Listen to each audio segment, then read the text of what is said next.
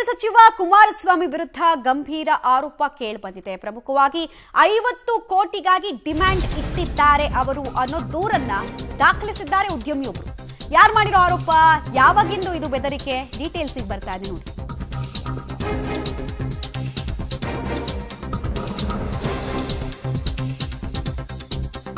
ಉದ್ಯಮಿ ವಿಜಯ್ ಟಾಟಾ ಎಂಬುವರಿಂದ ದೂರು ದಾಖಲಾಗಿರೋದು 50 ಕೋಟಿ ಕೊಡುವಂತೆ ಜೀವ ಬೆದರಿಕೆ ಹಾಕಿದ್ದಾರೆ ಅನ್ನೋ ಆರೋಪ.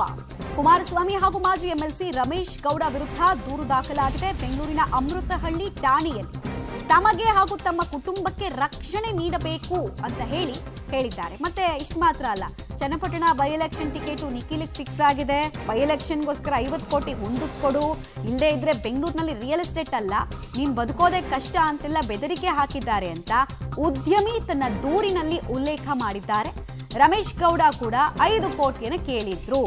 ಹಿಂಗಾಗಿ ಇವರ ವಿರುದ್ಧ ನಾನು ಕಂಪ್ಲೇಂಟ್ ರಿಜಿಸ್ಟರ್ ಮಾಡ್ತಾ ಇದ್ದೀನಿ ಅಂತ ಸ್ಟೇಷನ್ ಮೆಟ್ಟಿಲು ಹತ್ತಿದ್ದಾರೆ ಉದ್ಯಮಿ ವಿಜಯ್ ಟಾಟಾ. ಕುಮಾರಸ್ವಾಮಿ ಹಾಗೂ ಮಾಜಿ ಎಂಎಲ್ಸಿ ರಮೇಶ್ ಗೌಡ ವಿರುದ್ಧ ಇವರು ದೂರನ್ನು ದಾಖಲಿಸ್ತಾ ಇರೋದು. ಕುಮಾರಸ್ವಾಮಿ ಅವರ ವಿರುದ್ಧ ಅಂತೂ 50 ಕೋಟಿ ನನ್ನ ಹತ್ರ ಕೇಳ್ತಾ ಇದ್ದಾರೆ ಅವರು ಅಂತ ಹೇಳಿದ್ದಾರೆ. ಹಾಗೂ ಅಷ್ಟು ಮಾತ್ರ ಅಲ್ಲ, ದುಡ್ಡು ಕೊಡ್ಲಿಲ್ಲ ಅಂತ ಹೇಳಿದ್ರೆ ಕುಟುಂಬಕ್ಕೆ ತೊಂದರೆ ಕೊಡ್ತೀನಿ ಅಂತೆಲ್ಲ ಕುಮಾರಸ್ವಾಮಿ ಅವರು ಹೇಳಿದಾರಂತೆ.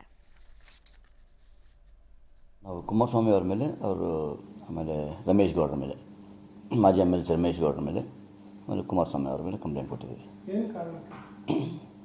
ರಮೇಶ್ ಗೌಡರ ಮನೆಗೆ ಬಂದಿದ್ದಾರೆ, ಲಾಸ್ಟ್ ಮಂತ್ ಬಂದಿದ್ದಾರೆ. ಬಂದು ಈ ಥರ ಅವರು ನಿಖಿಲ್ ನಿಂತ್ಕೊಳ್ತಾ ಇದ್ದಾರೆ, ಚನ್ನಪಟ್ಟಣದಲ್ಲಿ ಟಿಕೆಟ್ ಕನ್ಫರ್ಮ್ ಆಗಿದೆ, ಅದಕ್ಕೆ 50 ಕೋಟಿ ಬೇಕಾಗತ್ತಂತ ಅಂದರೆ ಸಡನ್ನಾಗಿ ಮಾತಾಡ್ತಾ ನನಗೆ ರಮೇಶ್ ಗೌಡರು ಒಂದು ಫೋನ್ ಮಾಡಿ ಕೊಟ್ಟರು. ಅದರಲ್ಲಿ ನಮ್ಮ ಕುಮಾರಸ್ವಾಮಿ ಅವರು ಮಾತಾಡಿದರು. ಲಾಸ್ಟ್ ಟೈಮ್ ಕ್ಯಾಂಪೇನ್ ಅಫ್ಕೋರ್ಸ್ ನಾನೇ ಮಾಡಿದ್ದೀನಿ, ನಾವೇ ಖರ್ಚು ಮಾಡಿದ್ದೀವಿ. 2019 ಕ್ಯಾಂಪೇನ್ ನಾವೇ ಖರ್ಚು ಮಾಡಿದ್ವಿ. ಇದಕ್ಕೆ ಇದು ತುಂಬ ಇಂಪಾರ್ಟೆಂಟು, ಪ್ರೆಸ್ಟೀಜಿಯಸ್ ಟಿಕೆಟ್ ಟೈಮಿಗೆ, ಆಮೇಲೆ ನಮಗೆ 50 ಕೋಟಿ ಅರೇಂಜ್ ಮಾಡಿಕೊಡಿ ಅಂತ ಹೇಳಿದ್ದಾರೆ.